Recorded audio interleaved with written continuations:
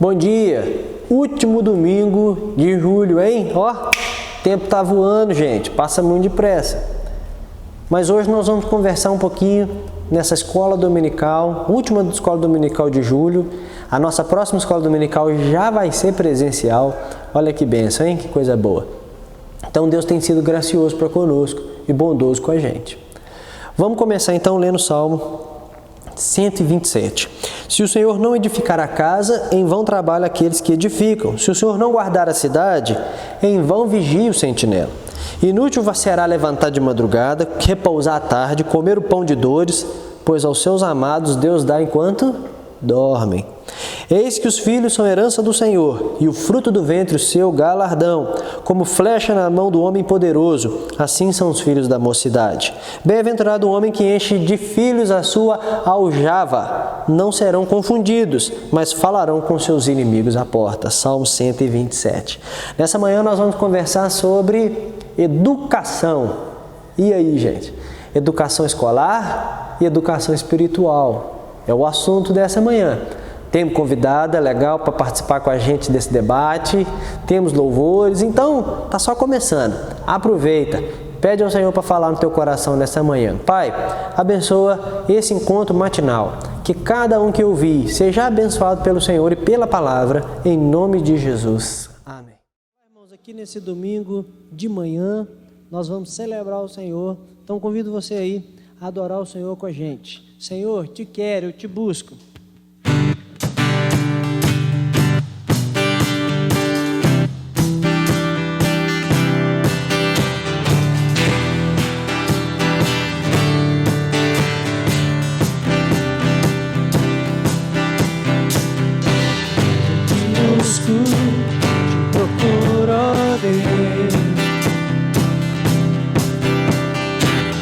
Silêncio tu estás, te busco toda hora, espero em ti, revela-te a mim, conhecer-te eu quero mais, Senhor, te quero.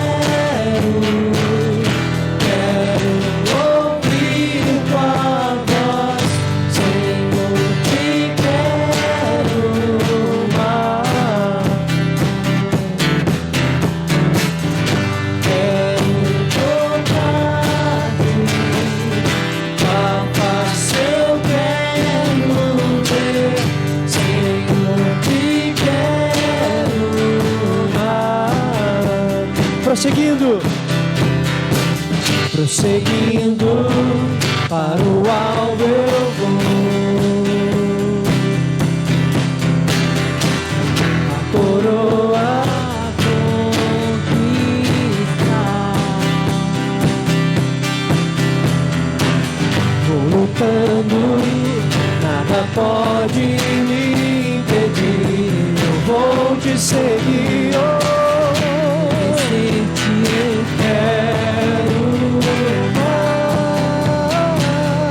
Senhor, te quero, Senhor, te quero, quero ouvir tua voz, Senhor, te quero mais, quero tocar-te, Papa, se eu quero ver, Senhor, te quero mais. Vamos cantar, Senhor, te quero. Senhor, te quero. Quero ouvir tua voz. Senhor, te quero mais. Quero tocar-te, Papa, se eu quero ver, Senhor, te quero mais.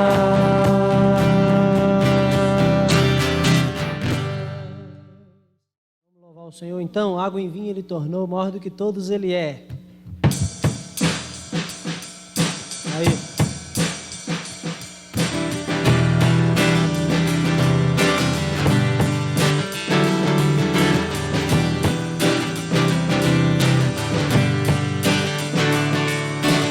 Água em vinho tornou, os olhos do cego tocou, não há outro Deus igual a ti.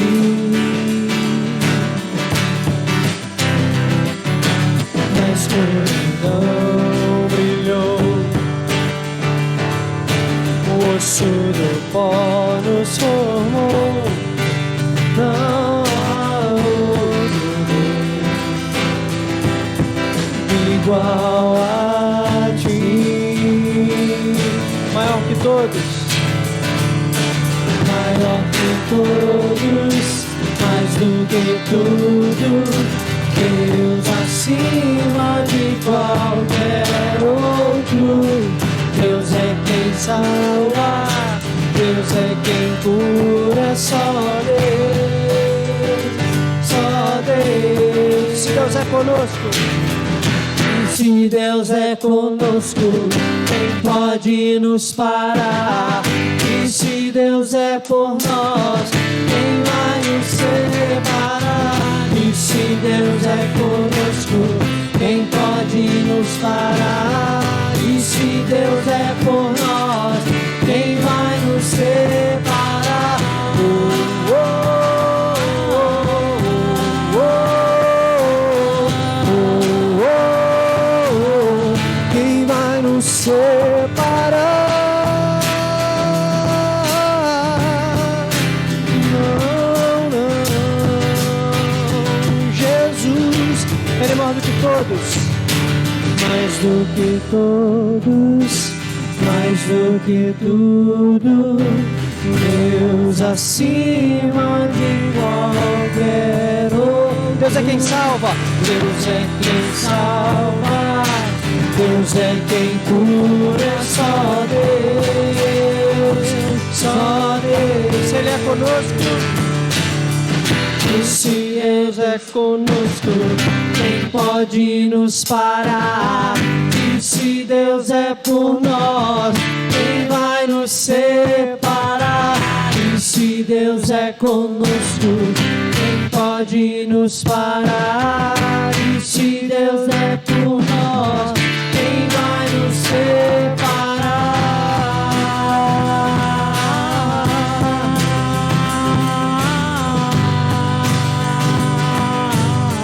Quem vai nos separar? Oh, oh,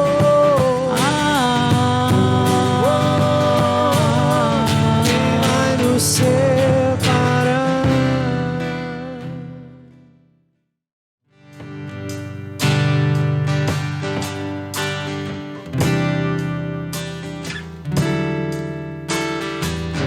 Os olhos revelam que nada posso esconder, e não sou nada sem ti, ó meu Senhor. Tudo tu sabes de mim, quando sondas meu coração, sei que tudo podes ver bem dentro de mim. Leva minha vida a uma só verdade, e quando me sondas, nada posso ocultar. Sei que a tua fidelidade leva minha vida mais além que eu possa imaginar.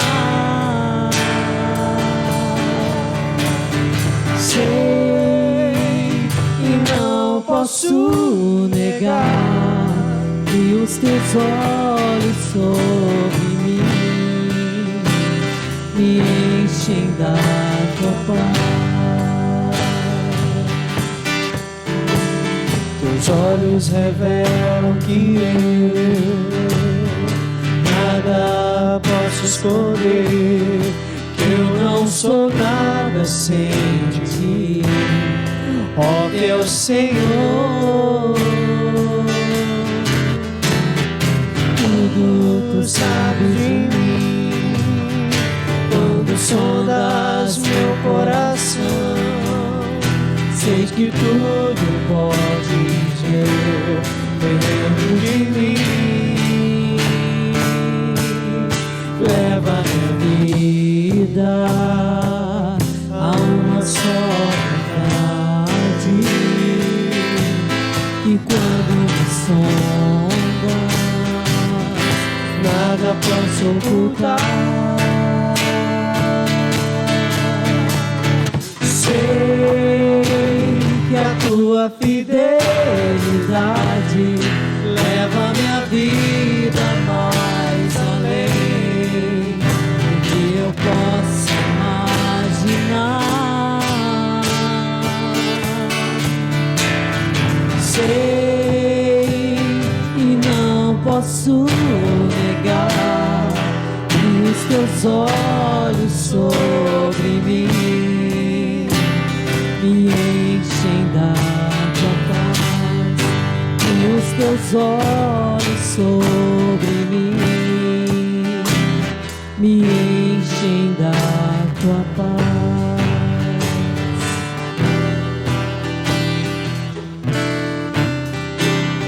Me enchem da tua paz.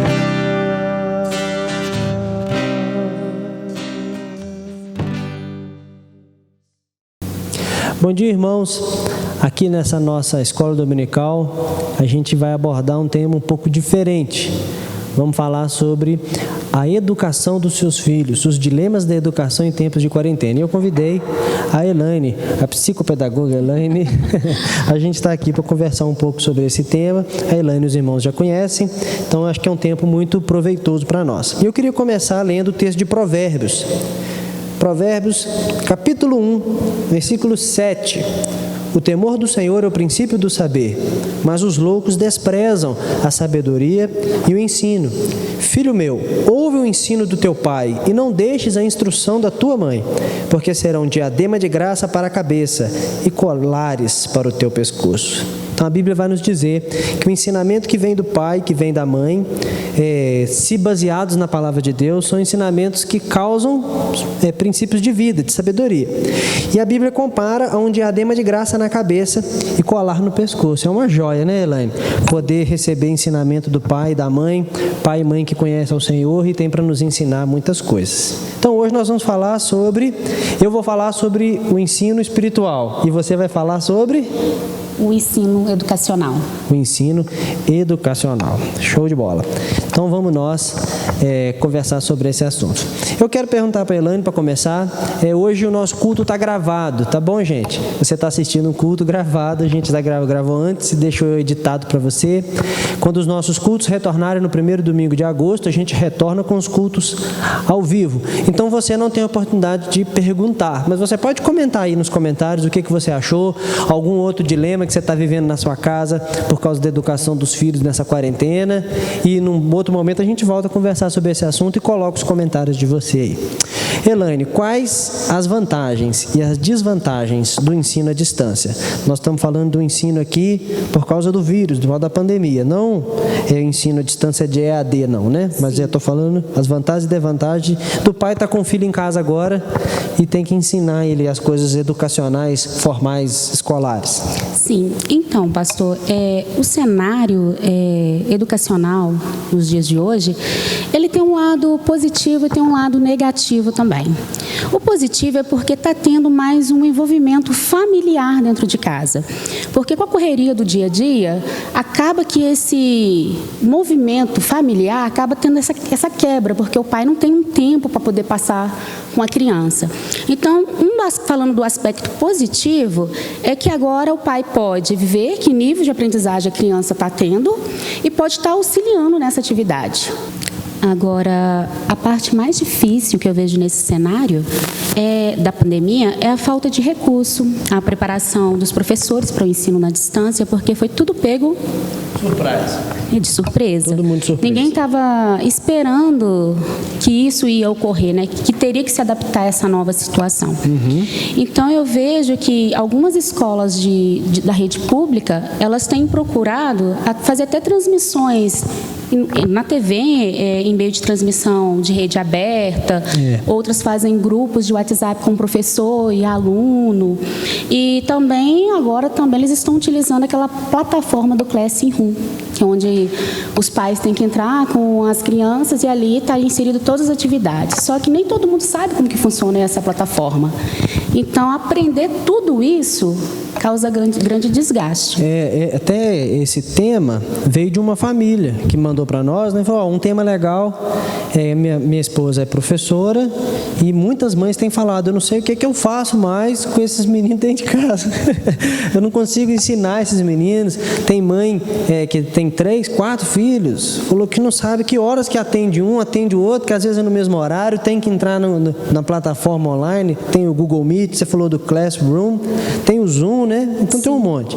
Então, é legal a palavra da Elaine aqui, viu, gente? Você tem a oportunidade de se aproximar da aprendizagem do seu filho, coisa que muito pai e muita mãe, às vezes, não fazia questão e não queria saber o que o menino está estudando. E agora a parte difícil é que tanto os professores como os pais não têm tanto recurso para ensinar, né? Realmente um tempo complicado. Então, gente, esses são os pontos, as vantagens e as desvantagens. Muito bom, Elaine, obrigado. Agora nós vamos falar sobre o ensino espiritual.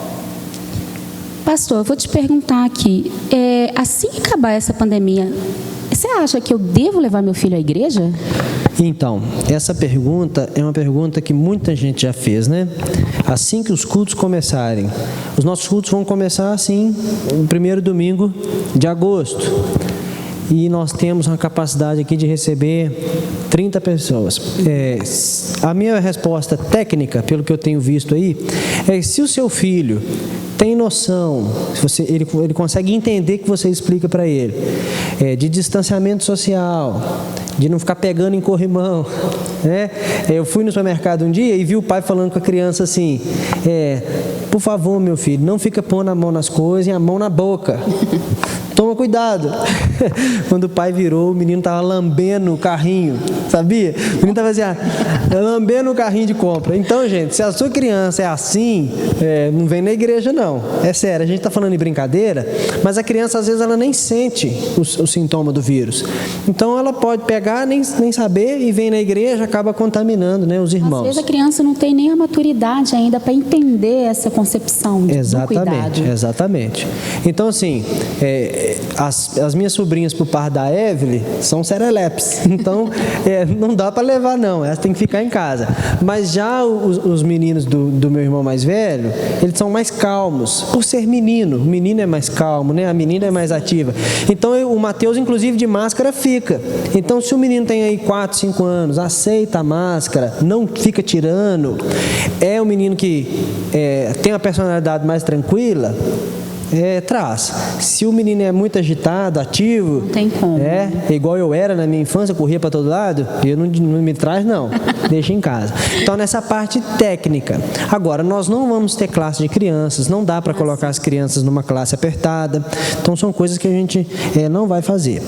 Então eu acho que você não deveria levar os seus filhos de uma maneira que ele tem essa parte de dificuldade de comportamento técnico, né? Eu não estou falando que as crianças são rebeldes, bagunceiras, de maneira nenhuma. São crianças animadas, agitadas, que não conseguem lembrar que não pode ficar de máscara, quer correr, então não dá. Ela não tem essa maturação. Isso. Eu vou ter que manter a máscara. Ela vai na própria, como é que eu posso dizer, no instinto. Isso, tanto é que eu não estou falando que as sobrinhas por parte de Evelyn, da parte da Evelyn, são bagunceiras, e os meus do parte do meu irmão são bequetinhos, não é isso não. É personalidade. A personalidade daquela criança é diferente do outro. Assim como você, talvez seja mais velho e está achando que papo de máscara é bobagem, vou na igreja sem máscara, né? Então não precisa nem vir, pode ficar em casa. Então é isso. Agora, se a criança tem capacidade de vir à igreja, você tem que trazer seu filho na casa de Deus, porque ele precisa desesperadamente de ouvir a palavra de Deus. Então, assim, você tem que zelar por isso na sua casa e trazer essa criança para a casa de Deus, para que ela possa compreender a palavra de Deus e para ela também poder curtir esse momento espiritual. Então, assim que os cultos começarem, devo levar meus filhos? Claro que sim. A Elaine até bondosamente me deu um material aqui que fala de Vygotsky. Você conhece Vygotsky? Não? Então conhece ele aí. Um dos teóricos sobre o desenvolvimento humano fala da importância da interação do sujeito com o meio para o desenvolvimento mental e intelectual. Isso só dá através do relacionamento do convívio. Então, se a criança percebe que a família valoriza o momento de comunhão com os irmãos, ela também vai desenvolver essa consciência cristã e do corpo de Cristo. Então, talvez você não pode trazer seu filho agora, mas você pode explicar para ele no dia a dia como é importante a comunidade de fé. Quando estiver assistindo o culto na internet, fala lá, ó, a gente queria estar lá, filho, o momento não dá, mas vai chegar esse momento. Né? Para esse momento, é o ideal. A gente não está tendo esse culto físico, mas na nossa casa... Explicar, dialogar. Tem que fazer esse diálogo e falar, é momento de parar tudo, vamos... Porque é um novo normal dessas crianças. Sim. Né? E para nós não é. Nós já temos a maturidade da comunidade cristã formada, a criança não. Então, se ela não está vindo, ela vai crescer e pensar assim, não é tão importante assim. Grande parte da minha infância, teve um ano, inclusive, eu me lembro, a criança vai falar, que a gente não ia na igreja. E se ela não entender que ela não está indo porque não pode e não porque não quer, é diferente, né? E uma das coisas também, o pastor João, que acontece, é que a criança, ela age muito por ações. Os pais, o convívio familiar, como a pessoa reage dentro de um ambiente, a criança imita. Então, se para o meu pai não tem importância, por que para mim tem que ter? Logicamente, ele não vai falar isso com você, mas ele vai falar assim, você não vai, por que eu vou? E no consciente fica isso. Exatamente. Gente, nós temos mais perguntas, não sai daí não. Elaine, vou te perguntar agora, porque eu pego pesado. Tem alguma dica, assim, boa, ou várias dicas, para a gente lidar com o ensino dos filhos em casa? Estamos aí com esses meninos dentro de casa. Como é que faz? Vou te contar uma coisa que eu vi hoje. Fui no correio receber uns livros que chegou para mim, os livros da Black Friday do ano passado. E a moça falou comigo, olha, meu filho tem 2 semanas, pastor, que não quer fazer o dever da escola. Ele falou, não quero fazer o dever da escola. Não quero fazer. Diz que ele está estudando M, a letra M, da alfabetização, mas ele já sabe as letras tudo e já lê tudo. Ele está adiantado. Então ele não quer. Diz que a professora falou com ele assim no vídeo, que música que nós vamos cantar agora? Ele falou, não quero cantar música nenhuma, eu quero que essa aula acabe logo. Então, quais são os desafios para lidar com o ensino dos filhos em casa? O desafio é bem grande para os pais, principalmente com uma família que tem mais membros dentro de casa, né? Imagina uma família com 4 irmãos, 3 irmãos. Fica difícil para os pais acompanhar esse processo de ensino-aprendizagem. Mas, assim, a primeira coisa que eu tenho que fazer é preparar um ambiente que essa criança vai estudar. O que está distraindo ela? Por que ela não quer estudar? Por que ela não quer aprender com a professora? Primeira coisa, eu tenho que dar uma olhada no ambiente, o que está acontecendo. É impossível botar meu filho para fazer uma atividade e com a televisão ligada, vendo um desenho, ele não vai prestar atenção? Nunca. Nem a gente, né? A gente não presta, distração, sim. Ele não vai. Primeiro, então, o que eu tenho que fazer é preparar esse local longe de distração. Também na hora que o seu filho está lá de frente ao computador ou do telefone, você não vai colocar uma música dentro de casa naquele momento, porque isso também vai distraí-lo. Então, o ideal é procurar um ambiente certo para estar ensinando e observar o que está atrapalhando, perguntar para a criança também por que você não quer fazer a tarefa. Ele simplesmente não é porque ele não quer, alguma coisa está por trás. Então, o ideal é ter esse diálogo. Incomodando. Tem que conversar, tem que estimular também.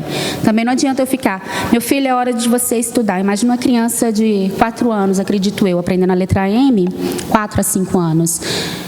Meu filho, você vai ficar aqui de frente ao computador 5 horas direto. Ele não vai conseguir. Não funciona. A mentalidade da criança não tem essa percepção de concentração ao longo prazo. Então é ideal que pare, respira, descansa, faça um lanche e retoma de novo. Essa seria a maneira mais fácil de lidar com essa situação. Muito bom. Legal. Viu, gente? Aprendeu aí? Você está com dificuldade para o seu filho estudar, ó, pega as dicas. Não dorme não, pega a bênção. Aquele pastor lá, o Cláudio Duarte, diz que a bênção é igual um homem velho, pelado, ensaboado, Nossa, correndo na rua de madrugada. Ui, ui. É difícil de pegar a bênção. A bênção, você pega ela, você não pega mais. Vamos lá. Nós estamos alternando entre educação formal, escolar, podemos chamar assim? Educação escolar. E educação espiritual. Estamos intercalando isso aí. Beleza. A próxima pergunta é sobre educação espiritual. Vou fazer uma pergunta para você, porque a maioria dos pais perguntam muito isso, né? Afinal, de quem é a responsabilidade da vida espiritual do filho? É da igreja? É dos pais? Qual que é o papel nesse aspecto? Legal. Eu acho que o texto de Deuteronômio capítulo 6 fala para nós: ouve Israel, o nosso Deus é o único Senhor. Amarás o Senhor teu Deus de todo o coração, toda a alma e toda a tua força. Essas palavras que hoje te ordeno estarás no teu coração. E tu ensinarás aos teus filhos, e falarás assentado em tua casa, e andando pelo caminho, e ao deitar-te e ao levantar-te. Esse texto aqui tem uma estratégia fantástica. O próprio Aristóteles usava essa estratégia, né? Uma estratégia de ensino que ele ia andando e ele ia ensinando. E os alunos de Aristóteles vinham atrás, anotando o que ele ensinava. Me fugiu o nome desse modelo de ensino. Agora me fugiu o nome. Mas Aristóteles fazia isso e eles vinham atrás e já iam anotando, né? E Jesus fez muito isso. Jesus percorria as cidades, ele ensinava os discípulos enquanto ia caminhando. E é exatamente isso que Moisés já tinha proposto muito tempo lá atrás, no 5º livro da Torá judaica e do Pentateuco, né, bíblico, que é ensinar os teus filhos. Então, de quem é a responsabilidade? Sem sombra de dúvida, a responsabilidade é dos pais. Só que nós vivemos num mundo de terceirizar todas as coisas. Nós terceirizamos a comida comprando do mercado. Nós terceirizamos o nosso lazer no Netflix, no YouTube. Nós deixamos com que outra pessoa faça isso por nós. Antigamente, e eu vou falar antigamente tanto assim da sua idade, não que, né, aí na época da onça, eu vou falar da minha idade mesmo, brincadeira. As nossas brincadeiras era bola de gude, brincar na rua, jogar a bola no meio da rua, chutar o chão, arrancar o tampão do dedão, né? Era as brincadeiras. E hoje está terceirizado, videogame, YouTube, Netflix. Então corre o risco dos pais terceirizarem a educação espiritual dos filhos também. A líder lá da educação infantil da igreja que resolve isso. Não, o departamento de educação cristã lá da igreja que se vira com o meu filho, né? Isso acontece no ramo infantil, isso acontece no ramo de adolescentes. Quantos pais falam: mas meu filho está assim, vocês não fazem nada? Uai, o que a gente faz? Vou levar para minha casa, adotar ele, né? E eles fazem também às vezes no ramo adulto. O marido ou a esposa fala: pastor, vê o que você consegue fazer lá com a minha esposa, que eu não sei mais o que eu faço com ela. Vamos matar ela, né? Assim, brincadeira, né? Então, assim, corre o risco da gente terceirizar. Mas a gente não pode terceirizar. E a dica do texto é: se você tiver com esse amor de Deus no teu coração, você ensina aos teus filhos. É isso que ele está falando. Tenha isso primeiro no teu coração. A gente nunca dá para o outro o que está em falta em nós. Sim. Então, se eu não amo a Deus e se eu não tenho isso bem elaborado em meu coração, como que eu vou ensinar meu filho a amar a Deus? Sim. Então, a educação espiritual da minha filha é minha, sua é sua, e dos irmãos que estão assistindo a gente, é deles. Qual é o papel da igreja? Somar, né? A Elaine usou uma palavra muito boa, que é cooperar. Nós cooperamos, nós unimos as nossas forças com a sua, para ajudar o seu filho a conhecer o caminho de Deus. Mas sem sombra de dúvida, é desumano, é injusto a gente comparar um tempo que a criança passa em casa e o tempo que ela passa na igreja. Então ela tem mais tempo dentro de casa do que na igreja. Então ela tem que aprender mais em casa e não na igreja. Uma das coisas que pode causar até dar um susto na gente, que quando o trabalho ele é feito na igreja, mas não é feito em casa, há uma quebra. Porque não adianta eu querer aquilo, que o meu filho seja uma coisa que ele é aqui, e em casa eu continuo, eu não tenho reverência com Deus, eu não faço um culto familiar, eu não tenho um tempo com ele e quero que ele seja um superstar bíblico. É muito complicado. Então, acho que tem que ser um trabalho conjunto. Não funciona, né, de outra forma. Sem dúvida. Vamos lá, gente. Vamos conversar agora sobre a educação escolar dos picurruchos. Elaine, os meninos gostam muito de celular, tablet, notebook, YouTube, né? E por aí vai, e os joguinhos. E é um tempo atípico. Estão dentro de casa um tempo inteiro. Várias mães estão falando que os filhos estão estressados, né? Estão passando por esse momento. É tela para estudar, e é dever e tal. Como que a gente consegue... Será que é tempo da gente liberar um pouquinho mais? Um pouquinho mais. Vamos falar assim, meu filho já passa aí 1 hora por dia no videogame. Mas esse tempo é tão difícil, será que eu não posso deixar 2 horas por dia? Às vezes ele aproveita para desestressar um pouco mais. E aí, tem risco? E aumentando isso aí, o que acontece com esse negócio aí, Elaine? Ajuda a gente. O que acontece? O pastor, tudo em excesso é prejudicial. Eu tenho que ver a rotina dessa criança e o quanto tempo que ela está ficando exposta a essa situação. Estudos recentes afirmam que o excesso de ficar em frente a uma tela... A tela azul? Isso, aquela tela azul, prejudica o sono. Vamos falar para o pessoal, a tela azul não é quando a tela está azul, não. A tela do eletrônico, ela é azul. Ela é azul. A gente não vê azul, mas ela é azul. Então, o que acontece? O uso excessivo desse tipo de tela, ele vai me trazer pesadelos, ótimo, insônia, eu vou ficar tão presa a esse eletrônico que eu não vou ter interesse mais de brincar, de conviver com o outro, de interagir, e pode acontecer até surgir uma possível depressão, porque a criança vai só isolando. Legal. Tem criança que passa tanto tempo nos jogos que come jogando. Verdade. Enquanto está comendo, nem no momento da alimentação ela está ali naquele jogo, presa naquilo. Uhum. Quando ela vai interagir com a outra criança, ela se inibe. Por que ela se inibe? Ela não consegue interagir com a outra criança, porque o mundo dela só é virtual. Então, assim, os pais têm que ter uma dosagem. E além do mais, acho que eu tenho uma outra palavra também para complementar. A criança está num processo de formação.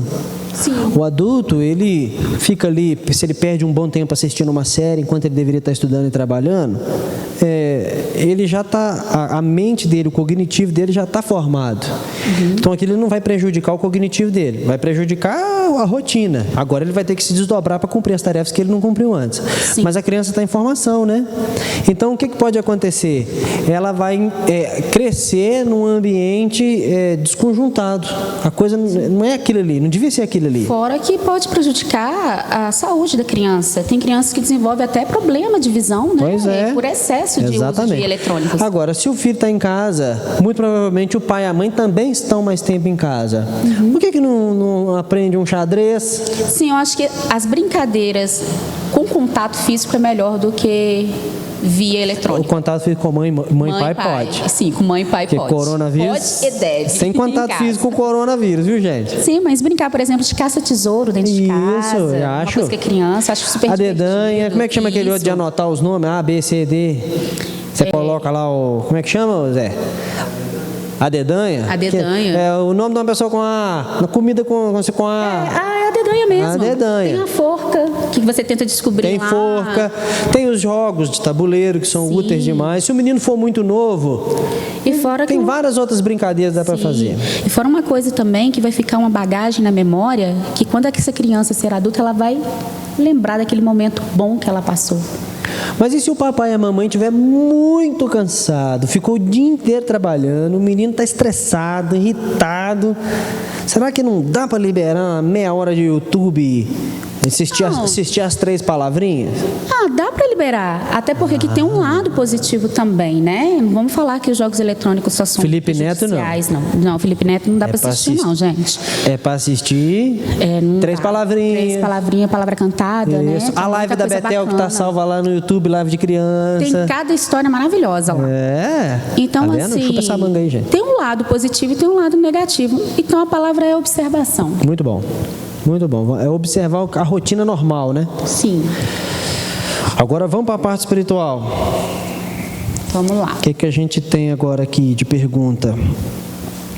Vou te perguntar, qual é o papel da família na vida espiritual do filho? Gente do céu. Qual que é a responsabilidade? Eu acho, Elaine, que essa pergunta é até difícil de responder, porque a gente não tem noção de como a família influencia numa pessoa. A gente não faz a menor ideia. Tem uma história de uma moça que sempre cozinhava o peixe sem o rabo. É rabo ou cauda? Eu nunca sei se peixe tem rabo ou se peixe tem cauda. Cauda, gente. Então, peixe sem a cauda. Vamos falar assim, cauda. Você também acha que é cauda, né? Eu não sei, não. Vamos supor que é cauda. E aí, o marido perguntou: por que você sempre faz o peixe sem a cauda? Ou sem o rabinho lá? Ela falou: olha, você acredita que eu não sei? Essa receita é da minha mãe. Ô mãe, por que você faz o peixe assim? Você acredita que eu não sei? Eu vou ver com a sua avó, que essa receita é da minha mãe. Falou: vó, por que a senhora faz a receita assim? Falou assim: olha, filha, porque na época a gente tinha uma situação precária muito difícil. E o tabuleiro que eu tinha não cabia o peixe. Então eu tinha que cortar a cauda do peixe, senão ele não assava. Então, assim, percebe como que a família influencia na vida da gente e às vezes a gente nem percebe. Então, são atitudes que a gente repete e a gente não para pensar: por que eu faço isso? Eu não sei, eu aprendi assim, meu pai faz assim, minha mãe faz assim, meu tio, minha avó, e aí acabou que é assim que eu vivo. E tem alguns salmos da Bíblia que explicam para nós essas verdades, né? O primeiro deles é um salmo que eu particularmente acho muito interessante, que é o Salmo 128. Bem-aventurado aquele que teme ao Senhor e anda nos seus caminhos. Do trabalho das tuas mãos comerás, feliz serás e tudo te irá bem. Tua esposa no interior da tua casa é como a videira frutífera, teus filhos como os rebentos da oliveira. Como será abençoado o homem que teme ao Senhor? Então esse salmo, ele fala da responsabilidade do marido, da esposa e dos filhos. O marido é homem, teme, trabalha para o Senhor, ele honra Deus, ele é um homem que teme a Deus. A esposa, ela é frutífera, ou seja, ela é uma mulher que tem coisas a oferecer, e os filhos são como rebentos da oliveira, apesar de pequenininhos, eles já têm coisas ali para ofertar, né? Então, todo o ambiente familiar, ele é propício para a glória de Deus. Mas e os pais? Os pais, eles levam o ensinamento da palavra de Deus, e o Salmo 127:4 fala que como flecha nas mãos do guerreiro, assim são os filhos. E o homem que enche a sua aljava de filhos não fica envergonhado. Está lá no mesmo Salmo, Salmo 127. Então, quando eu lembro que o meu filho não é meu, que a minha filha não é minha, e que eu sou apenas um mordomo de Deus na minha casa, para ensinar os meus filhos o caminho do Senhor. E eles são enviados como flechas ao mundo, para que eles possam levar a palavra de Deus. Então, de maneira nenhuma nós trabalhamos para nós trabalhamos para Deus. Então, eu gosto de dizer a frase do reverendo Ronaldo Lidório, que ele diz que o meu primeiro e maior ministério importante da minha vida é a minha família. Se eu não consigo ser bênção dentro do meu lar, muito dificilmente eu vou conseguir ser bênção para outras pessoas. Então, nós que temos os nossos filhos, criamos os nossos filhos para Deus e não para nós. Mas isso você está falando que essa responsabilidade, ela é em conjunto, tanto o pai quanto a mãe. Exatamente. Eu não posso só simplesmente designar para o pai e a mãe não fazer nada, ou vice-versa, né? Isso. E assim, tem que tomar cuidado, porque alguns casais se atrapalham. Verdade. Um atrapalha o outro. No lugar deles conversarem no secreto e estipularem um certo tipo de disciplina espiritual no lar, acaba que atrapalha. Vou dar um exemplo assim, escabroso, né? Cabuloso. É que já vi isso. Mãe cristã, mulher temente a Deus, marido que não conhece a palavra. O menino fez 18 anos, a mãe orando para o filho conseguir um emprego e o pai pegou, levou na casa de prostituição para que ele conhecesse a vida, né? Então olha que coisa, né? Olha que família... Contraste, né? A família está totalmente fora do rumo. Então eu dei um exemplo muito escabroso, mas tem coisas menores que acontecem no dia a dia e que tem um reflexo muito grande na vida dos filhos. A gente tem que parar para pensar nisso aí. Show de bola, gente. Vamos falar aqui sobre a parte formal. A última pergunta, Elaine, que eu tenho para você. Ok. Para aliviar o seu desespero de responder as perguntas. Brincadeira, gente. A Elaine é uma benção. A gente fica um pouquinho nervosa, mas tá. É normal. O que fazer para amenizar a ansiedade dos filhos em casa? Os meninos estão assim, rapando a colher na parede de fazer farofa. O que a gente faz com esses meninos? É uma pergunta... Espancar não pode. Pode corrigir, mas espancar não pode. O bater não funciona muito, porque passa e a criança... Passou aquilo, ela nem sabe mais por que ela apanhou. A criança, ela não consegue guardar. Porque o motivo que levou essa surra. E não bate toda hora. Porque quando você bate toda hora, o bater perde o efeito. Isso. Banaliza. Ou então, quando você vai corrigir a criança, ela não sabe nem... Tem muita criança que não sabe nem porque está apanhando. Já levou o tapa na cabeça, já saiu rolando pela escada fora e nem sabe. Então, assim... A primeira coisa que tem que sempre ter entre a família é o diálogo, é a conversa. Eu tenho que ter a conversa com a criança. E eu não posso estar desequilibrada para estar conversando. Como é que eu vou conversar com uma criança que ela já está naquele ápice de ansiedade, ela já está estressada e eu estou mais estressada do que ela? As coisas não vão fluir, não vai funcionar. Não tem como a gente, voltando aqui, não tem como a gente ajudar o filho da gente se a gente está mais ansioso do que ele. Excelente. É impossível. Então, a palavra-chave é diálogo. Uma certa vez, eu estava com uma criança na escola. E a criança veio, tia, Elaine, você... Eu não entendi nada. O quê? Você não sei o quê.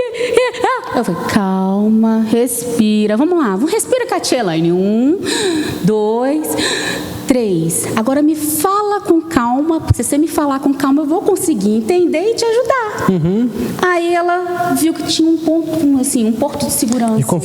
De confiança. Aí eu consegui explicar que... Ela me explicou que Maria não queria ser mais amiga dela. É uma coisa simples. Ô, Maria. É uma coisa simples. Para nós mas para ela não. Para muito adulto não é, né? Para ela tem um significado, porque a Maria não quer ser amiga dela. Ah, Maria. Então a gente tem que ter essa tranquilidade. Não adianta a gente entrar no desespero. É verdade. Porque senão a gente não consegue acalmar a situação. Uma outra coisa que a Elaine não falou, que ela está falando especificamente dessa parte educacional, formal, pedagógica, né? Mas orar com os filhos. Sim, com certeza. Nada melhor do que você falar, não, calma, vamos fazer uma oração e tudo vai se acertar. Isso diminui um pouco o nível de ansiedade. Agora, vamos ser bem sinceros, Elaine. Se tem criança muito ansiosa e estressada em casa, tem pai ansioso e estressado em casa. Tem sim. Porque a criança, ela segue mais ou menos o ritmo da casa. É o reflexo, né? É o reflexo do que é em casa. Por exemplo, se você tem hábito de discutir com a sua esposa em vez de dialogar com ela de frente à criança, quando ela crescer, ela vai ser sua cópia escrita. Então, assim, a gente tem que fazer esse ponderamento. Certa vez eu vi um vídeo, acredito que você também viu, sobre educação ambiental, onde o pai está andando com o filho e a mania dele tudo era jogar as coisas por fora da janela. Até que uma criança de 3 anos estava imitando os mesmos passos do pai. Então, tudo é um reflexo. Se eu tenho um reflexo bom na minha casa, um diálogo, então, com certeza, meu filho vai crescer, ele vai ver esse tipo de estrutura e vai ser parecido com a gente. Exatamente. Muito bom. Viu, gente, as marteladas aí? Só martelada, hein? A gente falando com classe aqui, mas o assunto é muito sério, esse assunto familiar. Agora, pastor, também a gente não pode terminar isso daqui sem te fazer uma pergunta muito importante. Quais são os impactos de não levar meu filho na igreja? Nossa, gente, nós estamos falando de uma coisa muito séria, porque a criança, o que faz parte da rotina dela enquanto pequena é o que vai definir muita coisa da sua personalidade e essência no futuro. Isso aí não dá para discordar. Talvez você mesmo que está assistindo a gente aí se lembre de certas coisas que aconteceu com você na sua infância, que são predominantes hoje em quem você é, e às vezes você até luta para não ser esse tipo de pessoa que a sua infância sempre te relembra. São experiências talvez desagradáveis que a pessoa viveu na infância e ela carrega isso hoje. E nada melhor do que a casa de Deus. Então a igreja é o ápice da paz para essa criança, da paz, da intimidade e do relacionamento com Deus. Então, ainda que você não possa trazê-la, ensine para ela o que é a igreja, em casa. Dê a ela esse senso de comunidade cristã em casa. Então, acho que isso aí responde um pouco essa nossa pergunta. Pessoal, como o nosso encontro não é ao vivo, ele foi gravado, a gente não abre espaço para comentários e para poder conversar. Na verdade, comentários tem um espaço aí. Coloque para o que você achou, se tem algum assunto que a gente não falou e você queria que a gente tivesse falado. E eu deixo aqui minha gratidão à Elaine, que participou com a gente, se dispôs aí a abrir mão da timidez e participar desse encontro aí virtual, que tenha sido bênção para você na sua casa. A gente fica feliz com isso. Sim. Desejo um bom domingo para todos os irmãos. Amém. E obrigado, pastor, por essa oportunidade para estar entendendo. Privilégio ter você aqui. Vamos orar para a gente encerrar o nosso encontro. Jesus abençoe você e o seu domingo, tá bom? Pai, obrigado pela vida dos nossos irmãos. Obrigado porque essa igreja, ela não é nossa, ela é de Jesus. E o Senhor é quem governa cada passo que nós damos.